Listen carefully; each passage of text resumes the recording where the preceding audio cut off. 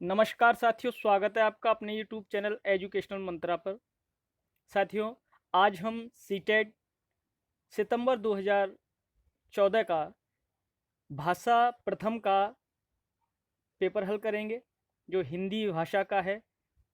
तो साथियों, आप भी इन 30 प्रश्नों पर अपनी दमखम आजमा सकते हैं। तो साथियों, चलिए आज हम शुरू करते हैं। यह है हिंदी का पेपर 2014 सीटेट का। तो साथियों, इसमें देखिए क्या होता है। इसमें 30 क्वेश्चन होते हैं साथियों, और 30 क्वेश्चंस में 2 पैराग्राफ आते हैं, जिनमें से जो गद्य का पैराग्राफ होता है वो उसमें 9 क्वेश्चन होते हैं, और जो पद्य का होता है उसमें 6 क्वेश्चन होते हैं। तो कुल मिलाकर हिंदी के जो हमारा पैराग्राफ है उससे 15 क्वेश्चन होते हैं, और 15 क्वेश्चन साथियों हमारे पेडागोजी से आते हैं। कितने? 15 क्वेश्चन। तो शिक्षा शास्त्र के भी 15 क्वेश्चन होते हैं, है ना। तो कुल मिला के साथियों 15 और ये 15, कुल 30 प्रश्न होते हैं। तो 30 अंक के होते हैं। तो इन्हीं 30 प्रश्नों पर आज हम चर्चा करते हैं साथियों। चलिए शुरू करते हैं साथियों।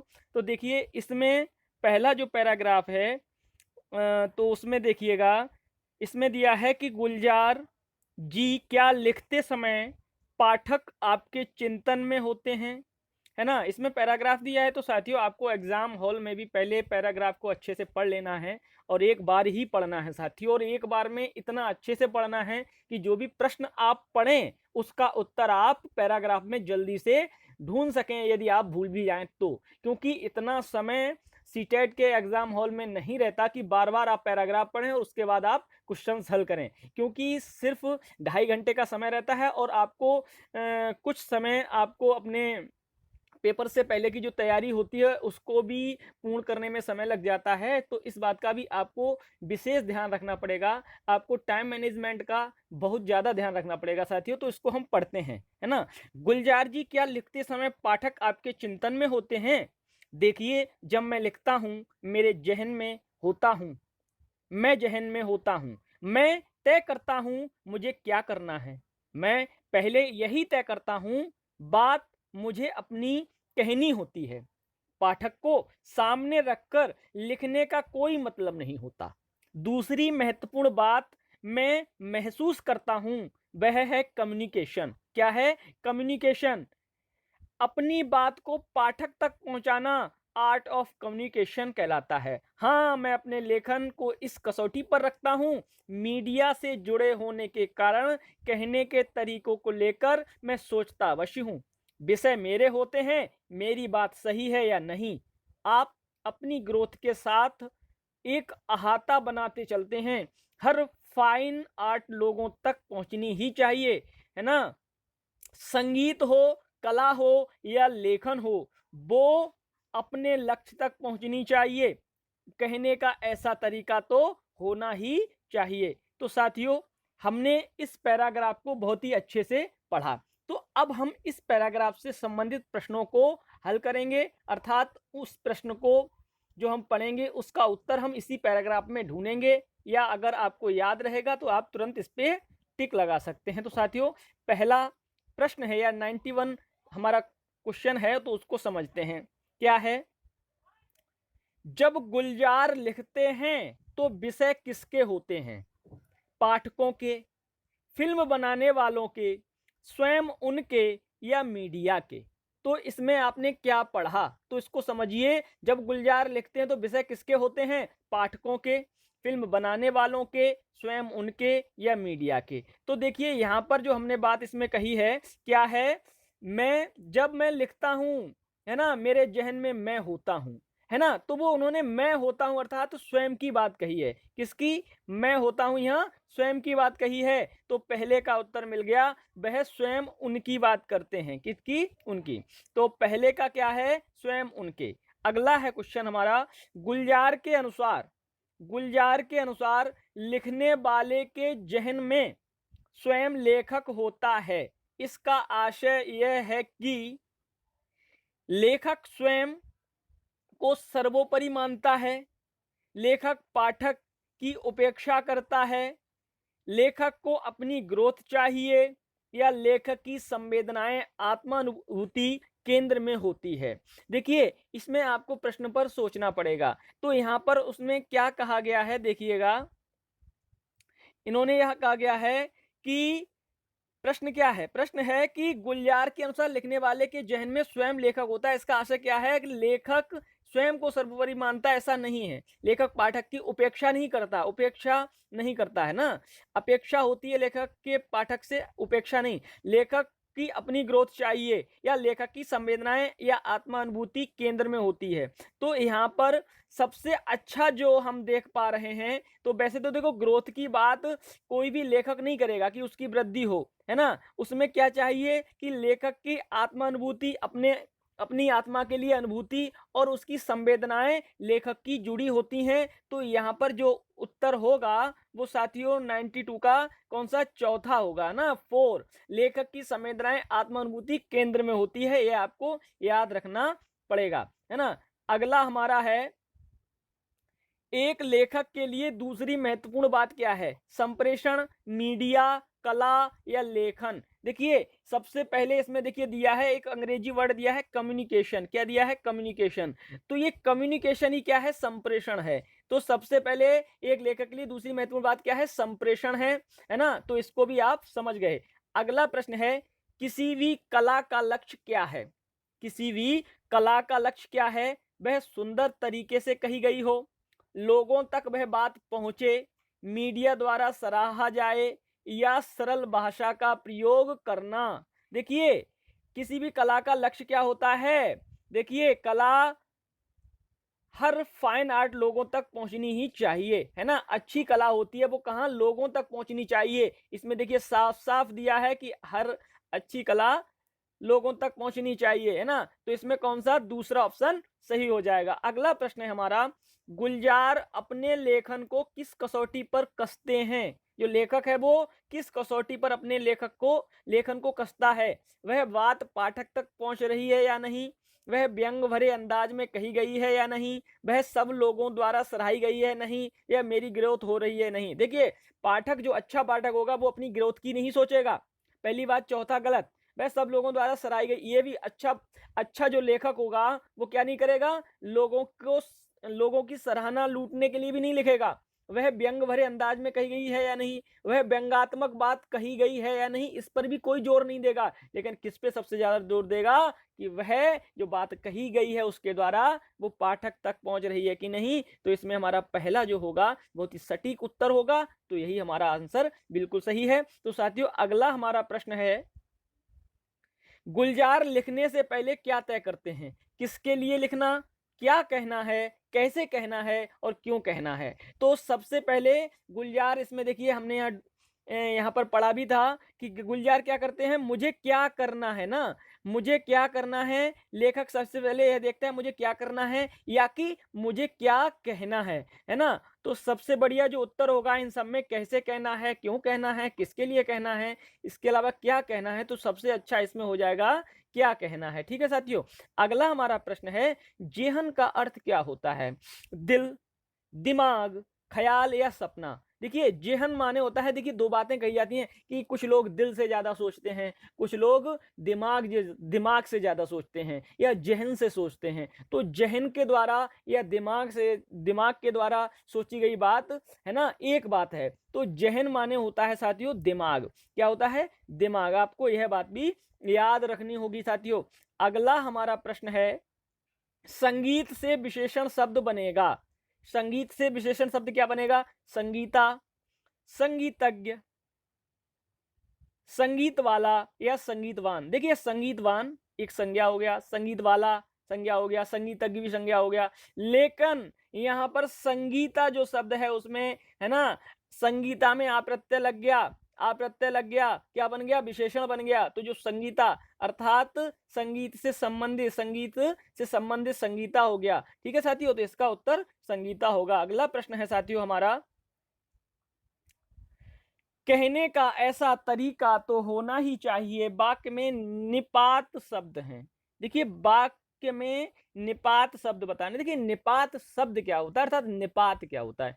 निपात वे सब शब्द या कह सकते हैं, है ना, शब्दांश होते हैं जो क्या करते हैं, किसी भी वाक्य में प्रयुक्त होकर उस पर जोर देते हैं, है ना, वाक्य में प्रयुक्त होकर उस पर थोड़ा बल देते हैं, कहने के तरीके को थोड़ा, है ना, क्या करते हैं, जोर देकर कहने की बात लाते हैं, तो वो होते हैं हमारे निपात। कहने का ऐसा तरीका तो होना ही चाहिए। देखिए इसमें दो निपात हैं, तो पहला तो है कहने का ऐसा तरीका होना चाहिए, कह दो तो भी बात बिल्कुल सही रहेगी, और लेकिन यहाँ कहा क्या कहा है कि कहने का ऐसा तरीका तो होना ही चाहिए। तो बात कहकर या तो शब्द कहकर यहाँ पर जोड़ दिया है और ही को कहकर जोड़ दिया गया है, तो हमारा जो चौथा ऑप्शन है वो बिल्कुल सही हो जाएगा। क्या, तो और ही, है ना, तो इसको भी आप समझ पाए होंगे साथियों।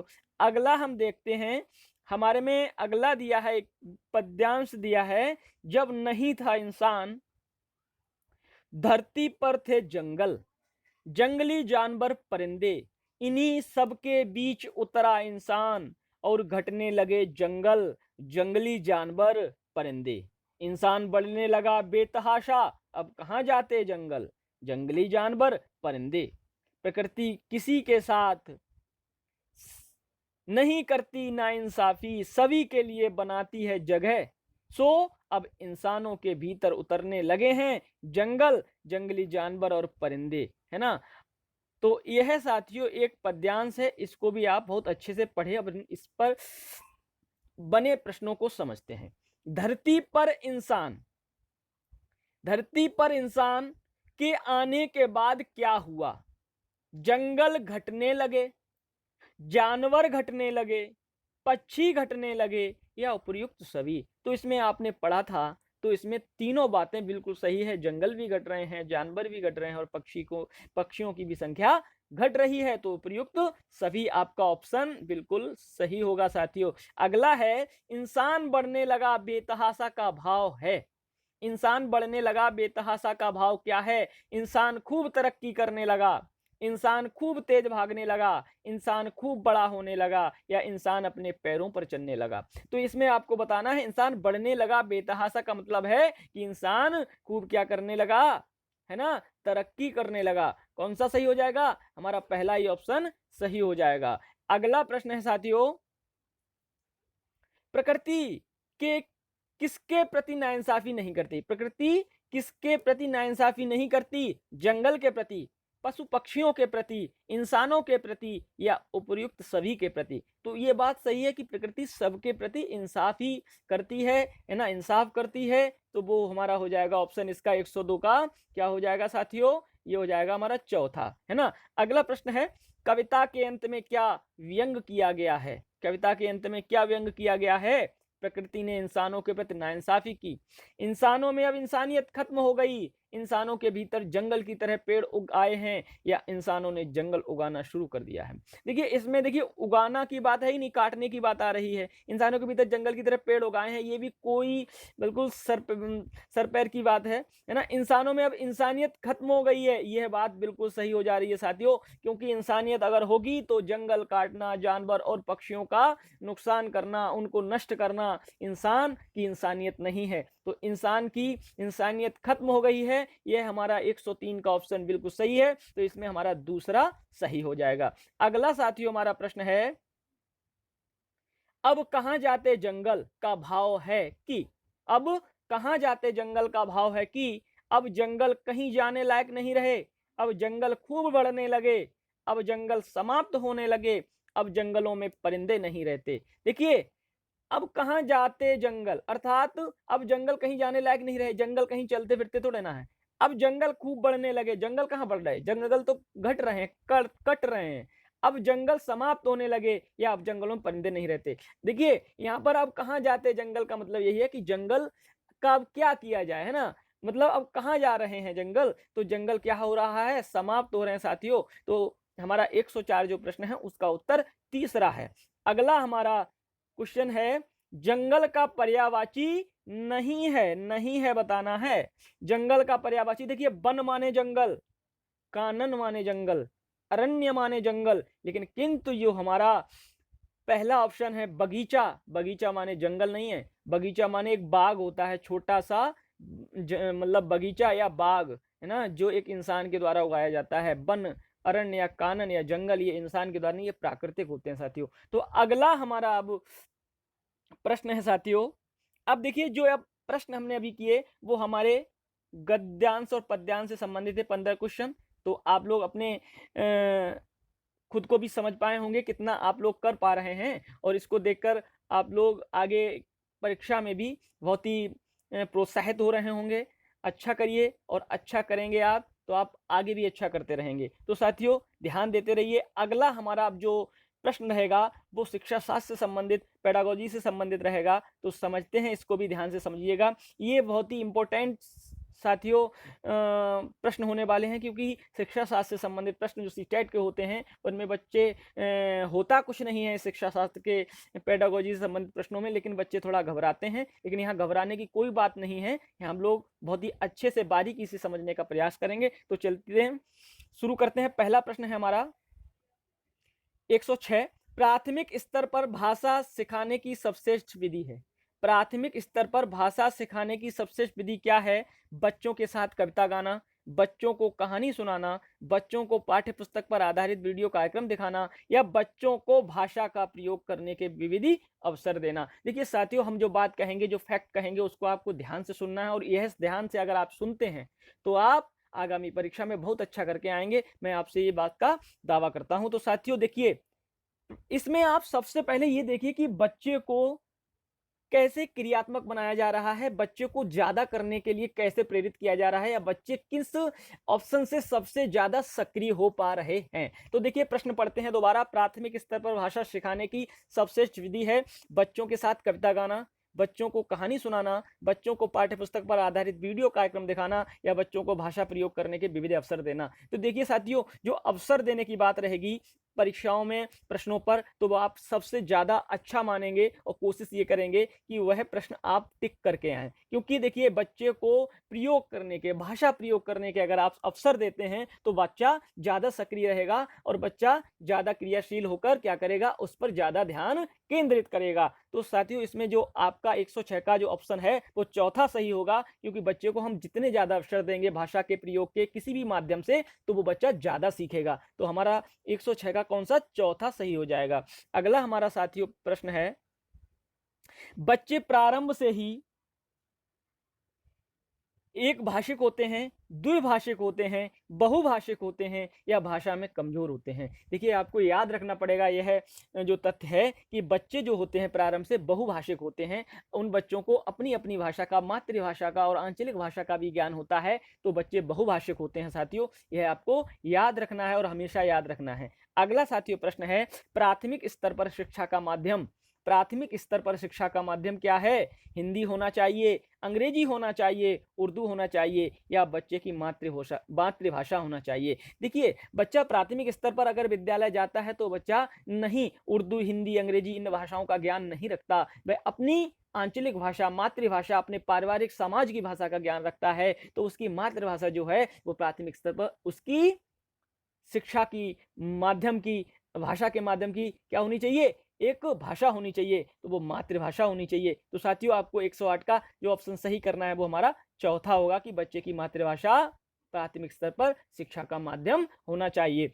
अगला साथियों हमारा प्रश्न है, भाषा सीखने सिखाने के संबंध में निम्नलिखित में से कौन सा कथन सही है? भाषा सीखने सिखाने के संबंध में निम्नलिखित में से कौन सा कथन सही है? बच्चे स्कूल आने से पूर्व भी भाषाई पूंजी से लैस होते हैं, बच्चे स्कूल आकर ही भाषा सीखते हैं, बच्चे अपने परिवार से ही भाषा सीखते हैं, या बच्चे स्कूल में मानक भाषा का प्रयोग करते हैं? देखिए साथियों इनमें हम ऑप्शन को समझते हैं। पहला ऑप्शन समझते हैं, बच्चे स्कूल आने से पूर्व ही भाषाई पूंजी के लैस होते हैं। लैस का मतलब यहाँ घटना नहीं है। लैस माने हम कहते हैं परिपूर्ण होते हैं, पूर्ण होते हैं, भाषा से भरे हुए होते हैं, है ना, वो भाषा से समृद्ध होते हैं, ये कह सकते हैं, है ना। तो बच्चे अब स्कूल आने से पहले ही भाषाई ज्ञान जानते हैं, मातृभाषा का ज्ञान तो जानते ही हैं बच्चे, है ना। तो भाषा का ज्ञान बच्चे स्कूल आने से पूर्व होते हैं। अगला है बच्चे स्कूल आकर ही भाषा सीखते हैं। ऐसी बात आपको समझनी पड़ेगी। क्या बच्चा स्कूल से पहले भाषा का प्रयोग नहीं करता? बिल्कुल करता है साथियों। अगला है बच्चे अपने परिवार से ही भाषा सीखते नहीं साथियों। बच्चे परिवार से नहीं, बच्चे समाज से सीखते हैं, बच्चे खेल के मैदान से सीखते हैं, बच्चे स्कूल से सीखते हैं, बच्चे समाज से सीखते हैं। तो ये सब क्या है? परिवार से केवल नहीं सीखते। बच्चे स्कूल में मानक भाषा का प्रयोग नहीं करते। मानक भाषा हमारी हिंदी भाषा है, इसको हम प्रयोग में नहीं लाते। बच्चे क्या करते हैं? बच्चे अपनी मातृभाषा का प्रयोग करते हैं साथियों। अगर हम किसी भी अलग भाषी राज्य के हैं, जैसे कहीं उड़िया का है, कोई अगर है ना छत्तीसगढ़ी में है तो उसका है, तो इन सब राजस्थान में गढ़वाली इत्यादि भाषाओं का अगर कोई ज्ञान रखता है तो वह अगर हमारी मानक भाषा का पढ़ रहा है तो नहीं, क्योंकि बच्चा जो जिस परिवेश का है उसकी भाषा का प्रयोग करेगा। तो यहाँ पर सबसे बहुत ही अच्छी बात जो है कि यह है कि हमारा पहला ऑप्शन है साथियों, वो है बच्चे स्कूल आने से पूर्व ही भाषाई पूंजी से क्या होते हैं साथियों? लैस होते हैं, अर्थात समृद्ध होते हैं। यह आपको बात समझ में आई होगी साथियों, आशा करता हूं। अगला हमारा प्रश्न है साथियों, प्राथमिक स्तर की पाठ्य पुस्तकों का निर्माण करते समय आप किस बिंदु पर विशेष ध्यान देंगे? प्राथमिक स्तर की पाठ्य पुस्तकों का निर्माण करते समय आप किस बिंदु पर विशेष ध्यान देंगे?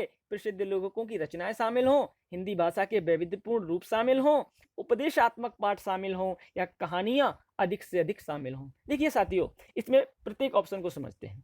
प्रसिद्ध लेखकों की रचना शामिल हो नहीं साथियों, कोई प्राथमिक स्तर पर हम रचनाकार और रचनाओं की बात नहीं कहेंगे, है ना। प्राथमिक स्तर पर बच्चा कैसा होता है इसको समझेंगे।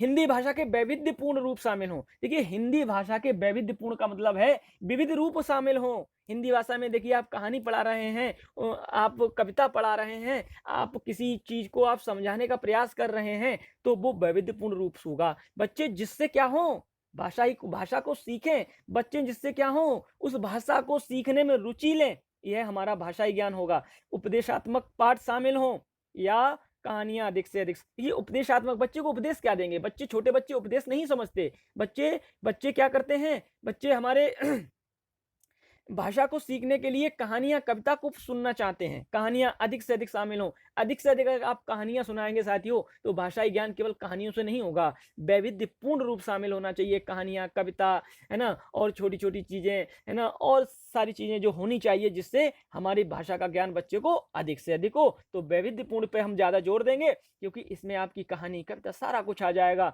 तो हमारा 110 का जो ऑप्शन होगा साथियों, वो हमारा दूसरा हो जाएगा। अगले प्रश्न पर हम चर्चा करते हैं साथियों। प्रश्न है, पाठ के अंत में अभ्यास और गतिविधियां देने का उद्देश्य है। पाठ के अंत में अभ्यास और गतिविधियां देने का उद्देश्य है बच्चों को अभिव्यक्ति के अवसर देना, बच्चों को व्यस्त रखने हेतु गतिविधियां बनाना, बच्चे को याद करने हेतु सामग्री उपलब्ध कराने में सहायता करना, या गृह कार्य की सामग्री जुटाना। समझते हैं प्रत्येक ऑप्शन को कि बच्चों की अभिव्यक्ति को अवसर देना। देखिए बच्चे को अभिव्यक्ति माने अपनी बात को कहने के अवसर देना। अगला, बच्चे को व्यस्त रखने हेतु गतिविधियां बनाना, कि बच्चे को आप व्यस्त रखें, उस तरीके की गतिविधियां बनाने की बच्चा व्यस्त रहे। केवल ऐसा नहीं है, बच्चे को हम भाषाई ज्ञान देंगे, ना कि कोई उसको व्यस्त रखने के लिए कुछ भी गतिविधि तैयार करेंगे। बच्चों को याद करने हेतु सामग्री उपलब्ध कराने में सहायता करना। बच्चे को याद नहीं कराएंगे, बच्चे को रटाने की, याद कराने की कोई आवश्यकता नहीं है। बच्चा अनुकरण करता है, बच्चा भाषा का अनुकरण करता है, बच्चा सीखता है, बच्चा सुनता है, बच्चा देखता है, वैसा सीखता है। गृह कार्य की सामग्री जुटाना, नहीं, गृह कार्य भी बच्चे को प्राइमरी लेवल में नहीं दिया जाता। बच्चे को ज्यादा से ज्यादा हम कक्षा में उसको आगे बढ़ाने की कोशिश करेंगे, तो बच्चे को अपनी बात कहने के अवसर देंगे, तो बच्चे को भाषा ज्ञान ज्यादा होगा साथियों। तो हमारा जो पहला ऑप्शन होगा वो बिल्कुल सही है। और जहां पर याद रखिएगा, जहां पर अवसर, बच्चे को अवसर देने की बात, बच्चे को प्रोत्साहित करने की बात आएगी, वहां पर टिक सबसे पहले लगाया जाएगा, और वह आपका ऑप्शन बिल्कुल सही होगा साथियों। हमारा जो पहला ऑप्शन है वो 111 का बिल्कुल सही है साथियों। अगले प्रश्न पर हम चर्चा कर लेते हैं।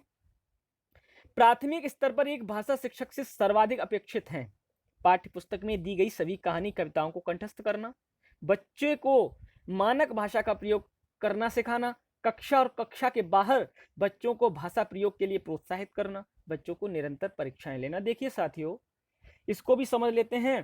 पाठ्य पुस्तक में दी गई सभी कहानी कविताओं को कंठस्थ कराने, देखिए प्राइमरी लेवल में और किसी भी आप जूनियर लेवल में बात करेंगे तो बच्चे को कंठस्थ नहीं कराएंगे। हम बच्चे को क्या कराएंगे, बच्चे को याद कराने की, कंठस्थ कराने की कोई आवश्यकता नहीं है। बच्चे को अनुकरण करने दीजिए, बच्चे को सुनकर और देखकर सीखने दीजिए। तो पहला ऑप्शन गलत है। अगला, बच्चे को मानक भाषा का प्रयोग करने का, देखिए मानक भाषा का प्रयोग नहीं, बच्चे को हम प्राथमिक लेवल में क्या करते हैं, उसको मातृभाषा, उसकी आंचलिक भाषा में भी भाषा प्रयोग के अवसर देते हैं। कक्षा और कक्षा के बाहर बच्चों को भाषा प्रयोग के लिए प्रोत्साहित करना, बिल्कुल सही है साथियों। हम बच्चे को कक्षा या कक्षा के बाहर भाषा प्रयोग के लिए प्रोत्साहित करेंगे, उसको और अधिक सीखने के लिए, उसको बोलने के लिए, उसकी अभिव्यक्ति के लिए क्या करेंगे, अवसर देंगे और उसको प्रोत्साहित करेंगे। ये सबसे अच्छी बात है। हमने आपको बताई अवसर और प्रोत्साहित करने की जहां बच्चे को बात रहेगी वो सबसे आगे रहेगी। तो हमारा 112 का जो तीसरा ऑप्शन है वो बिल्कुल सही है साथियों। अगला हमारा साथियों प्रश्न है, चॉम्स्की के अनुसार कौन सा कथन सही है? बच्चों में भाषा सीखने की जमजात क्षमता होती है। अगला, बच्चों में भाषा सीखने की जमजात क्षमता नहीं होती है। अगला, बच्चों में भाषा सीखने की क्षमता बहुत सीमित होती है। या अगला, बच्चों को व्याकरण सिखाना जरूरी है। देखिए चॉम्स्की के अनुसार, चॉम्स्की एक भाषा वैज्ञानिक हुए हैं, तो उन्होंने क्या किया, उन्होंने बताया कि बच्चों में भाषा सीखने की जमजात क्षमता होती है और अन्य ऑप्शन जो है नहीं होती है, बहुत सीमित होती है, या कि व्याकरण सिखाना होता है। बच्चे को व्याकरण या व्याकरणिक ज्ञान हम नहीं देते हैं, है ना। बच्चे को क्या करना चाहिए, बच्चे के जो अंदर भाषाई ज्ञान होता है, भाषा सीखने की जो क्षमता होती है वो बच्चे के अंदर जन्मजात होती है। चॉम्स्की का यह कहना था। तो पहला ऑप्शन जो हमारा 113 का बिल्कुल सही होगा साथियों। तो साथियों पहला सही है। अगला हमारा क्वेश्चन है साथियों, भाषा में आकलन की प्रक्रिया पाठ के अंत में दिए अभ्यासों के माध्यम से होती है, सीखने सिखाने के दौरान भी चलती है, केवल बच्चों का निष्पादन जानने के लिए होती है, या केवल शिक्षक का निष्पादन जानने के लिए होती है। भाषा में आकलन की प्रक्रिया, आकलन क्या है? आकलन माने साथियों बच्चे के बारे में जानने की, है ना, जो एक प्रक्रिया है वो आकलन है। तो बच्चे को हम कैसे जानेंगे साथियों, है ना। तो बच्चे को पाठ के अंत में प्रश्नों को पूछकर हम करेंगे, या सीखने सिखाने के दौरान भी चलती रहेगी, या केवल बच्चों को निष्पादन, या केवल शिक्षक। देखिए एक बात और याद रखिए, पेडागोजी का एक और ही हम फैक्ट बताते हैं कि केवल वाली जो बातें रहती हैं ना, केवल ऐसा किया जाएगा, केवल ऐसा किया जाएगा, केवल ऐसा करना चाहिए, तो ये जो प्रश्न होते हैं वो बिल्कुल गलत ठहराए जाते हैं। वो प्रश्न कभी भी आप परीक्षाओं में आए तो गलत करके आइए, लेकिन ये देख लीजिएगा ये प्रश्न पूछ क्या रहा है। नहीं में पूछ लिया जाएगा तो केवल वाला सही हो जाएगा, या प्रश्न के पूछने का तरीका देखेंगे। ठीक है साथियों। तो इसमें आप देखिए जो तीसरा चौथा है बिल्कुल गलत है। सीखने सिखाने के दौरान भी चलती है, पाठ के अंत में। देखिए आप याद रखिएगा, आप जब आप भाषा के आकलन की बात करेंगे ना बच्चों की, तो आप कक्षा में बीच बीच में कक्षा की मतलब जब कक्षा सक्रिय है उस वक्त आप जो बच्चे को सीखने सिखाने की बात करेंगे, आकलन की बात करेंगे, वो आप किस में करेंगे? जब आप बच्चे को सिखा रहे हैं, जब आप बच्चे को कक्ष में आप बच्चे को ज्ञान दे रहे हैं, भाषाई ज्ञान दे रहे हैं, उस समय आप जो प्रश्न पूछेंगे, उस समय आप जो बच्चों का आकलन करेंगे, वो सबसे ज्यादा अच्छा माना जाएगा। जो हमारा 114 का जो साथियों दूसरा ऑप्शन है बिल्कुल सही है। तो साथियों अगला प्रश्न है, भाषा अर्जित करने की प्रक्रिया में किसका महत्व सर्वाधिक है? भाषा अर्जित करने की प्रक्रिया में भाषा कक्षा का, भाषा प्रयोगशाला का, पाठ्य पुस्तक का, या समाज का? देखिए साथियों इसमें हम व्यापक रूप देखते हैं। देखिए समाज में सब कुछ आ जाता है, कक्षा भी आ जाती है, प्रयोगशाला भी आ जाती है, पाठ्य पुस्तक भी आ जाती है, परिवार भी आ जाता है, विद्यालय भी आ जाता है, सब कुछ आ जाता है। तो सबसे बड़ी बात आ जाएगी इसमें, व्यापक रूप हो जाएगा भाषा अर्जित करने की प्रक्रिया में किसका सर्वाधिक महत्व है? समाज का। तो देखिए बच्चे के लिए सबसे ज्यादा महत्वपूर्ण जो होता है भाषा अर्जन के लिए, वो क्या होता है साथियों? हमारा समाज होता है। तो चौथा ऑप्शन जो होगा वो सही होगा। कौन सा? चौथा। अगला साथियों हमारा प्रश्न है, पढ़ना सीखने की प्रक्रिया में किसकी भूमिका सर्वाधिक होती है? भाषा प्रयोगशाला की, बाल साहित्य के सार्थक प्रयोग की, पाठ्य पुस्तक की, या भाषा परीक्षाओं की? देखिए साथियों इसको भी हम समझेंगे, प्रत्येक ऑप्शन को समझने का प्रयास करते हैं कि भाषा प्रयोगशाला की। देखिए आप प्राथमिक लेवल में भाषा प्रयोगशाला का ज्यादा महत्व नहीं देंगे। बाल साहित्य के सार्थक प्रयोग की सही है बिल्कुल। पाठ्य पुस्तक की, देखिए आप पाठ्य पुस्तक पर केवल विशेष ध्यान नहीं देंगे, या भाषा परीक्षाओं की। देखिए परीक्षाओं का भी कोई मतलब नहीं है प्राथमिक स्तर पर बच्चों की भाषाई शिक्षा में। तो आप सबसे ज़्यादा अगर जो बच्चे को रुचिकर बनाने के लिए बाल साहित्य के सार्थक प्रयोग की आप प्रक्रिया जो करेंगे वो सर्वाधिक महत्वपूर्ण रहेगी। तो हमारा 116 का जो प्रश्न है वो उसमें ऑप्शन हमारा जो दूसरा है वो उत्तर उसका सही है साथियों। अगला हमारा साथियों प्रश्न है, एक समावेशी कक्षा में भाषा शिक्षक के किस बिंदु का सबसे अधिक ध्यान रखना चाहिए? एक समावेशी कक्षा में जो समावेशी कक्षा होती हैं साथियों वो क्या होती हैं? देखिए समावेशी कक्षा साथियों वह कक्षा जिसमें आप सभी स्तर के बच्चे बैठकर कक्षा या अध्यापन जो शिक्षा ग्रहण करें, तो वो हमारी जो कक्षा है वो समावेशी कक्षा है। उसमें आप है ना कैसे भी है ना जो कह सकते हैं दृष्टिबाधित या विकलांग बच्चे, कैसे भी बच्चे जो हैं वो सभी बच्चे आकर कक्षा ग्रहण करें। वो जो बच्चे होते हैं वो हमारी समावेशी कक्षा के अंतर्गत आते हैं। तो सभी बच्चों को समान रूप से गृह कार्य देना, सभी बच्चों को समान गतिविधि में शामिल होने के लिए प्रोत्साहित करना, या सभी बच्चों के समान अपेक्षाओं रखना, या विविध प्रकार की दृश्य सामग्री का उपयोग करना। देखिए समावेशी कक्षा में भाषा शिक्षक को किस बिंदु का सबसे अधिक ध्यान देना चाहिए, रखना चाहिए? सभी बच्चों को समान रूप से गृह कार्य देना। देखिए गृह कार्य की बात सबसे गलत है।